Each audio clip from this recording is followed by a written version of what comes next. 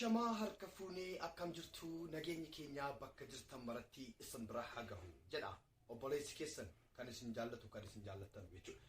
Egaa har'a mee viidiyoon feetiin jira. Yeroo baay'ee waan adda addaa barumsa adda addaa illee isiniif qabadhee dhufaan jira. Egaa asoosama adda addaa xalayaa namni nu biraan gahates isin biraan gahaatiin jira. Amma dandeenye tokko jechuudha. Gara fuulduraatti immoo jabaachuudhaaf yoo isin nu jabeessitan yoo isin nu jajjabeessitan nutis jabaannee waan kana caalummoo waan haaraa waan kana caaluun isiniif qabannee dhufna jechuudha.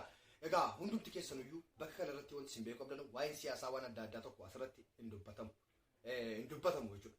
Maaliif chaayinaalii ergaa waliin geenyu chaayinaalii barumsa waliif kennuudha malee kan siyaasa ittiin taphannuuf kan dalagnu miti jechuudha. Chaayinaaliin kun jechuudha fawaarshaw kuni kanaafuu isa gandummaan isa waan adda addaatiin paartii wal qoodanii waan akkasiitiin laaltan yoo ta'e dogoggora. Kanaafuu soba jechuudha. Paartiin kamuu deema mootummaan kamuu deema waan akkasiitti warra amantanuu fi wallaalummaa akkasii keessaa osoo baatanii gaariidha jedhaan.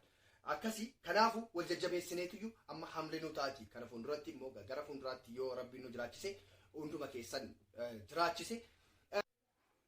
Egaa kanaaf jechuudha chaayinaalii kana irratti barumsa adda addaa illee isiniif dabarsaa jirra. Amma fakkeenyaaf waa'ee feesbuukii seerri feesbuukiin barbaachisu waa baay'eedha. Nama baay'ee duraa feesbuukiin ni gubata. Amma garuu falasaas waan tokko hojjennee isiniif gadhiisaa jirra jechuudha. Kanaaf achirratti barumsa adda addaa ni barattu. Fakkeenyaaf neetwoorkii waan baay'ee sirriitti nuuf harkisuu danda'u. Amma fakkeenyaaf ani Itoophiyaa keessa taa'e jechuudha. Biyya keessa taa'e kan neetwoorkii sirriitti fayyadamaa jiru jechuudha. Maaliif appilikeeshinii itti fayyadamantu jira jechuudha. Kanaafuu isinis bakka jirtan maratti appilikeeshinii nuti isin barsiifnurraa barumsa akka argattan abdii guddaa qabna. Kanaaf nu jabeessaa. Kana booda immoo diraamaa adda addaa waan haala miidhagu jechuudha. Isiniif qabannee dhufaa jirra. Baay'ee keessaniin garuu gara feesbuukaa irratti sheer nu godhaa jedhee yeroo baay'ees isin kadhataan ture jechuudha.